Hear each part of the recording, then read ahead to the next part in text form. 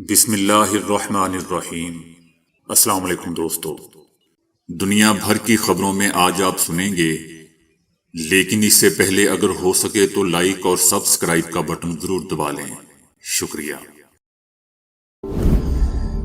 ایران نے ایک بڑی پیش رفت کے طور پر امریکہ کے ساتھ جوہری مذاکرات دوبارہ شروع کرنے کا اشارہ دیا ہے۔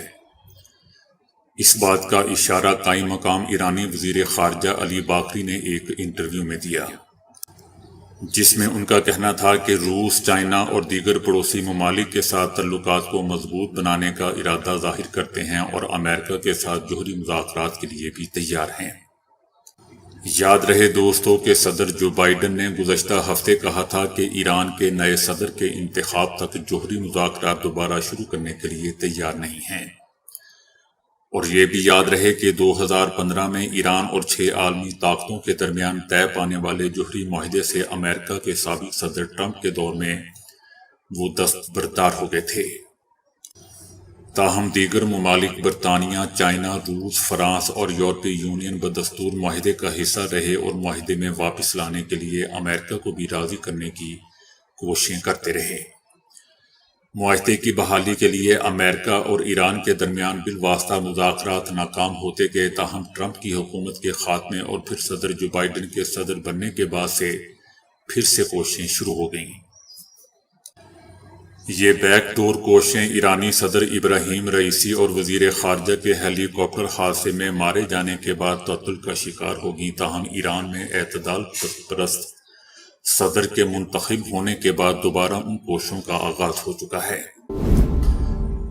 اقوام متحدہ کے سیکرٹری جنرل نے کہا ہے کہ غزہ میں تباہی ناقابل فہم اور ناقابل قبول ہے اور غزہ کی پٹی میں کوئی جگہ محفوظ نہیں ہے۔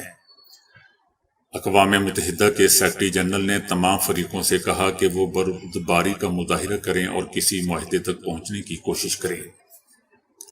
ان کا کہنا تھا کہ غزہ جنگ کے آغاز سے اب تک ایجنسی کے 190 تنصیبات تباہ ہو چکی ہیں، یہ بتاتے ہوئے کہ ہماری سہولیات بنیادی طور پر بے گھر افراد کو انسانی امداد فراہم کرنے کے لیے استعمال ہوتی ہیں۔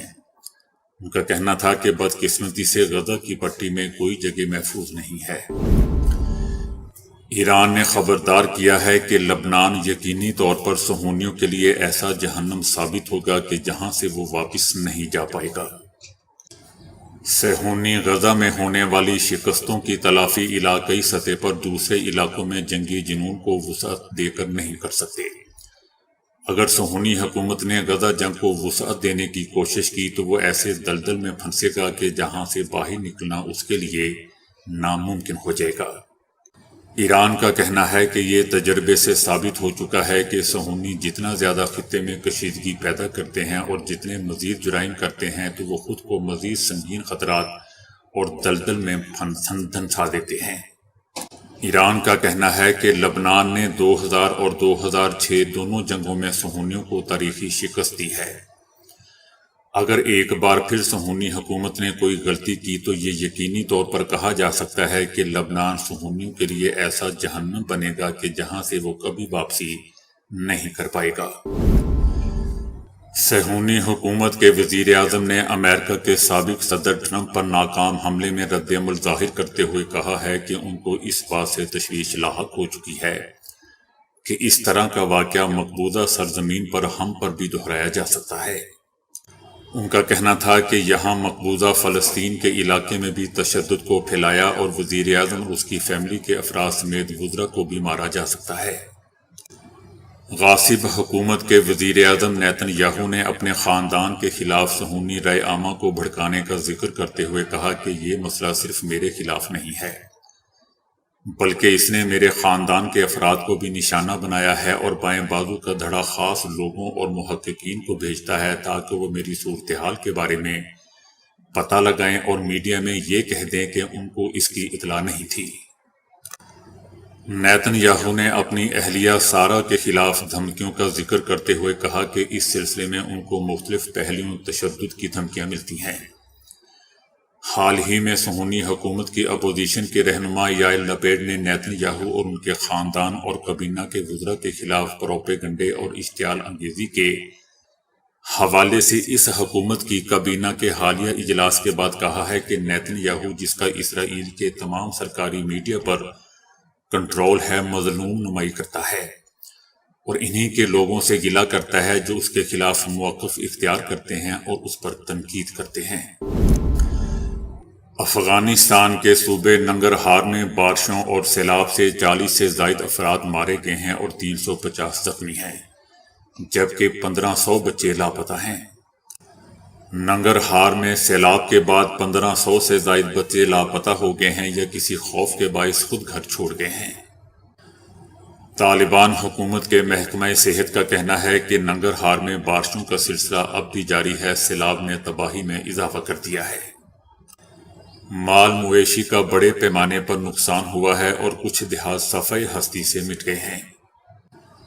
یاد رہے دوستو کہ طالبان کے اگست 2021 میں برسر اقتدار آنے کے بعد سے افغانستان کے مرکزی بینک کے اثاثے منجمد ہیں اور قدرتی آفات اور نمٹنے کے لیے مشینری اور عملے کی کمی کا بھی سامنا ہے۔ پاکستان مسلم لیگ نون کا کہنا ہے کہ پی ٹی آئی کی اقتدار کی حفظ نے پارلیمنٹ کو کمزور کر کے ملٹری اور جوڈیشل اسٹیبلشمنٹ کو پھر سے جمہوریت اور ریاست پر مسلط کیا ہے، جبکہ آپ نے وفاق، پنجاب اور کے پی پر کرپٹ اور نااہل حکومتیں وارد کی۔ مسلم لیگ نون کا کہنا ہے کہ ضمیر، اصول، آئین، قانون، انسانیت، تہذیب، شرافت اور جمہوریت کے فتوے دینے سے پہلے پی ٹی آئی اپنے داغدار دامن اور تار تار گریبان میں جھانکے۔ نون لیگ کا مزید کہنا ہے کہ آپ کی بد اخلاقی نے اب آپ کے مخالفین میں بھی بد زبانی کے عذاب کو فروغ دے دیا ہے۔ اتنی جلدی کیسے بھول گئے کہ تمام ریاستی اداروں کو پی ٹی آئی نے اپنے مخالفین کے خلاف کس بے شرمی اور بے دردی سے بغلیں بجاتے ہوئے استعمال کیا۔ عمران نیازی اور ان کے سہولت کار جرنیلوں اور ججوں نے بھی سازش کر کے 2018 کے عام انتخابات میں دن دہاڑے مسلم لیگ نون کو دیے گئے قوم کے منڈیٹ پر ڈاکہ ڈالا۔ پاکستان مسلم لیگ نون کا کہنا ہے کہ ممنوعہ فارن فنڈنگ کے حصول، ریاستی وسائل کی لوٹ مار، جھوٹے وعدے، سیاست چمکانے کے لیے مذہب کا استعمال، قومی سلامتی سے بار بار کھلواڑ، معاشی بدحالی، مہنگائی، قرضوں کا انبار، ہر مد مقابل کی جھوٹی کردار کشی پی ٹی آئی کا ٹریڈ مارک رہا ہے اور ہے۔ آئین، انصاف، جمہوریت، ریاست، معیشت اور سیاست آپ جسے چاہیں برباد کر دیں مگر آپ کو پوچھا تک نہ جائے، ایسا نہیں ہوگا۔ آج اگر جمہوریت کمزور پڑی ہے، سکہ بند سیاسی جماعتوں کو اپنا رخ بدلنا پڑا ہے، تو اس کے بڑے ذمہ دار عمران نیازی اور ان کے سہولت کار جرنیل، جج، جرنلسٹ اور حامی ہیں۔ آپ کی اس کمزور کردہ جمہوریت کا زہریلا پھل آپ کو تو کھانا ہی تھا مگر بھوک پوری قوم رہی ہے۔ نون لیگ کا کہنا ہے کہ بھلے ساری دنیا آپ کا ساتھ دے، لیکن جب تک آپ اپنے کیے پر شرمسار نہیں ہوتے اور رویہ ترک نہیں کرتے، قوم سے اپنی اصلاح کا وعدہ نہیں کرتے، کوئی فرق پڑے نہ پڑے، ہماری آواز آپ کی سماعتوں سے ٹکراتی رہے گی۔ نون لیگ کا کہنا ہے کہ ہر دور میں زندگیاں لٹائیں، جوانی واردی، جذبات، نقصان، پیاروں سے جدائی، جیلیں، جسمانی اور ذہنی اذیتیں اور معاشی تباہی، سب کچھ تو جھی لیا۔ ہر قیمت ادا کر چکنے کے بعد اب کوئی بوجھ ہے نہ ڈر ہے، نہ ستائش کی تمنا اور نہ صلے کی پرواہ۔ سوشل میڈیا ایک طاقت ضرور ہے مگر میدان عمل نہیں ہے، سو وہ بھی شوق پورا کر کے دیکھ لیں۔ نون لیگ کا کہنا ہے کہ مخالفین کا احترام ضرور ہوگا اور دلائل کے ساتھ ڈٹ کر اختلاف بھی دونوں ساتھ ساتھ چلیں گے۔ طرفین میں سے کوئی انتہا پسند انشاءاللہ ہمیں پٹری سے نہیں اتار سکا۔ یاد رکھیں کہ نظریات ہمیشہ دھڑے بندی سے بالاتر ہوتے ہیں اور بالاتر ہی رہنے چاہیے۔ بنگلہ دیش میں جاری مظاہروں کے پیش نظر ڈھاکہ میں پاکستانی ہائی کمیشن نے پاکستانی طلباء کو اپنی حفاظت کے لیے ہر ممکن احتیاط برتنے اور احتجاج سے دور رہنے کا مشورہ دیا ہے۔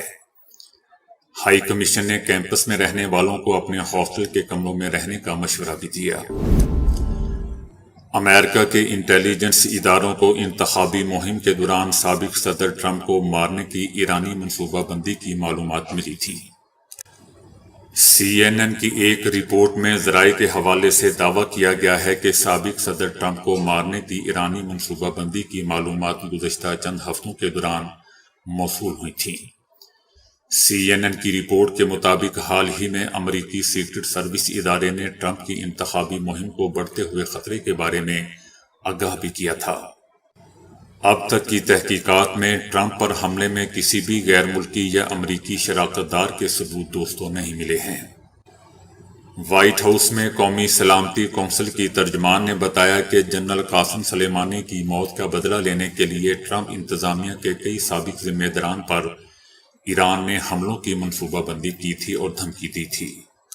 ہم کئی سالوں سے ان دھمکیوں پر نظر رکھے ہوئے تھے کیونکہ یہ قومی اور داخلی سلامتی کا معاملہ اور ہماری اولین ترجیح میں شامل ہے۔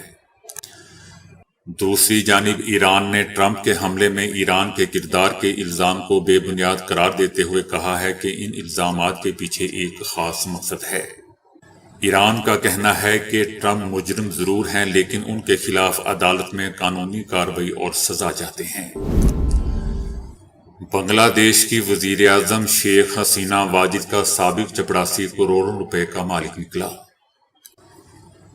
میڈیا رپورٹس میں انکشاف کیا گیا ہے کہ شیخ حسینہ واجد کے چپڑاسی کے اکاؤنٹ سے 400 کروڑ روپے برآمد ہوئے ہیں، جس کے بعد اینٹی کرپشن نے کارروائی کا آغاز کر دیا ہے۔ شیخ حسینہ واجد کے سابق پرسنل اسسٹنٹ جہانگیر عالم اور اس کی اہلیہ کے اکاؤنٹ سے متعلق کئی اداروں کے بینک اکاؤنٹس کو ضبط کرنے کا حکم دے دیا گیا ہے۔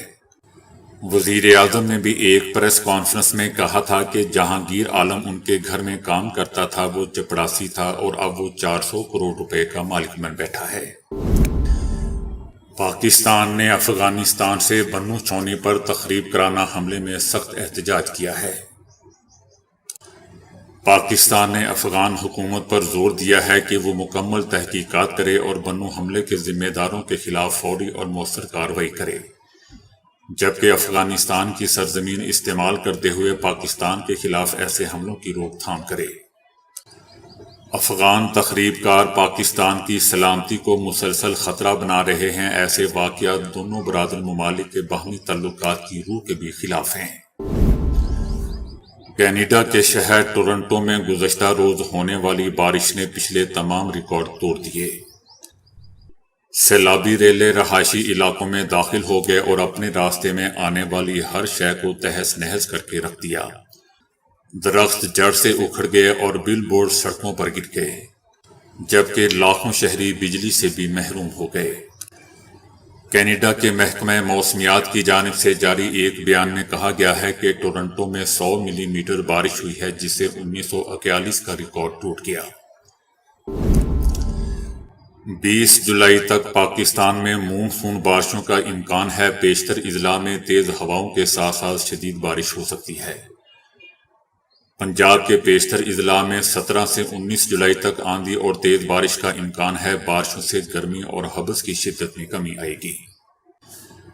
PDMA کا کہنا ہے کہ بارشوں سے ندی نالے بھر سکتے ہیں۔ بڑے شہروں کی انتظامیہ الرٹ رہے اور پیشگی انتظامات مکمل کرے۔ طوفان سے بجلی کے کھمبوں اور سولر پلیٹوں کو نقصان پہنچ سکتا ہے۔ موسم کی صورتحال سے متعلق الرٹ جاری کر دیا گیا ہے۔ ICC کی جانب سے تازہ ترین رینکنگ کے مطابق ٹیسٹ فارمیٹ میں نیوزی لینڈ کے کپتان ولیمسن 860 پوائنٹس کے ساتھ پہلے نمبر پر موجود ہیں، جبکہ بابر اعظم 768 پوائنٹس کے ہمراہ تیسرے نمبر پر موجود ہیں۔ ٹیسٹ بولرز میں بھارت کے روی چندرن اشون کا پہلا نمبر برقرار ہے، جبکہ شاہین آفریدی ٹیسٹ بولنگ رینکنگ میں 9ویں نمبر پر موجود ہیں۔ جبکہ دوستو ون ڈے رینکنگ میں کپتان بابر اعظم 824 پوائنٹس کے ساتھ پہلے نمبر پر موجود ہیں۔ اسی طرح T20 میں کپتان بابر اعظم اور محمد رضوان بالترتیب 755 اور 746 پوائنٹس کے ساتھ تیسرے اور چوتھے نمبر پر موجود ہیں۔ امریکی ماہر ڈیو ایسپرے سلیکون ویلی میں اپنا کاروبار چلاتے ہیں اور وہ اپنے 180 سال تک زندہ رہنے کے جنون کی وجہ سے دنیا بھر میں شہرت رکھتے ہیں، اور وہ اس خواہش کی تکمیل میں اب تک کروڑوں روپے خرچ کر چکے ہیں۔ اسی خواہش نے انہیں بائیو ہیکر بنا ڈالا ہے۔ دوستو، بائیو ہیکرز ایسے لوگوں کو کہا جاتا ہے جو ڈاکٹروں کی پرواہ کیے بغیر خود کو بہتر بنانے کے لیے اپنے جسم پر تجربات کرتے رہتے ہیں۔ ان کو اس معاملے میں سب سے زیادہ بہادر کہا جاتا ہے کیونکہ وہ ہر نئی ٹیکنالوجی کو اپنے جسم پر آزمانے سے باز نہیں آتے۔ 1990 سے وہ روزانہ 1.5 گھنٹے ورزش کرتے آ رہے ہیں۔ اس کے بعد انہوں نے غذائی عادات کو بھی یکسر تبدیل کر رکھا ہے۔ اب تک اپنی صحت بہتر بنانے کے لیے درجنوں غذائیں غیر روایتی طریقے، آلات اور دیگر اشیاء آزما چکے ہیں۔ یہاں تک کہ وہ مراقبے کے لیے تبت بھی گئے۔ وہ روزانہ جڑی بوٹیوں کا معجون بنا کر پیتے ہیں، EEG مشین کے ذریعے دماغ کو پرسکون رکھنے کی کوشش کرتے ہیں۔ سب سے بڑھ کر یہ کہ وہ اپنے کوہلوں سے ½ لیٹر بون میرو بھی نکلوا چکے ہیں۔ انہوں نے اس بون میرو سے خام خلیے نکلوائے اور انہیں اپنے جوڑوں اور کھوپڑی تک میں داخل کروایا۔ وہ روشنی کو صحت کے لیے مضر سمجھتے ہیں اور باہر نکلتے ہوئے پیلا چشمہ پہنتے ہیں۔ انہوں نے اپنے کمرے میں خاص آکسیجن چیمبر بھی بنوا رکھا ہے۔ ایک مرتبہ وہ برف کے ٹکڑے پر سوئے تھے اور جب اٹھے تو ان کا جسم جھلسا ہوا تھا۔ اسی طرح ایک بار انفرا ریڈ شعاؤں کو بھی جسم پر آزمانے سے کئی گھنٹے بعد ان کی زبان لڑکھڑاتی رہی تھی۔ اب تک وہ اپنی 180 سال تک زندہ رہنے کی اس خواہش پر $10 لاکھ سے زائد رقم خرچ کر چکے ہیں۔ جرمنی، ہالینڈ اور امریکہ کے ماہرین نے 34 ممالک میں مشترکہ تحقیق کرنے کے بعد دریافت کیا ہے کہ جو لوگ ضرورت مندوں کی مدد کرتے رہتے ہیں وہ نہ صرف لمبی عمر پاتے ہیں بلکہ ان کی عمومی صحت بھی بہتر رہتی ہے۔ ایک دوسرے کی مدد یا تعاون باہمی کا رویہ کوئی عجیب و غریب نہیں بلکہ یہ چیونٹیوں سے لے کر ہاتھیوں تک پایا جاتا ہے۔ اس مقصد کے لیے ماہرین نے مختلف ممالک میں ضرورت مندوں کی مدد اور تعاون باہمی کے بارے میں کیے گئے مطالعات اور تحقیقات کو گنگالنا شروع کیا۔ طویل تحقیق کے بعد واضح نتائج ان کے سامنے تھے۔ ان کا کہنا ہے کہ اس سے کوئی فرق نہیں پڑتا کہ آپ غریب ہیں یا امیر، لیکن اگر آپ ضرورت مندوں کی مدد کرنے کا مزاج رکھتے ہیں تو ممکنہ طور پر آپ کی عمر طویل ہوگی جبکہ صحت اچھی رہنے کے امکان بھی روشن ہوں گے۔ ماہرین کا کہنا تھا کہ ایک دوسرے کی مدد کرنے کا مطلب صرف مالی امداد نہیں بلکہ اس میں ایک دوسرے کا خیال رکھنے، حال چال پوچھتے رہنے اور چھوٹے چھوٹے کاموں میں ہاتھ بٹانے جیسے چھوٹے چھوٹے اقدامات بھی بڑی اہمیت رکھتے ہیں۔ تو دوستو ابھی کے لیے اتنا ہی۔ ویڈیو کو لائک اور شیئر کرنے کا بہت بہت شکریہ۔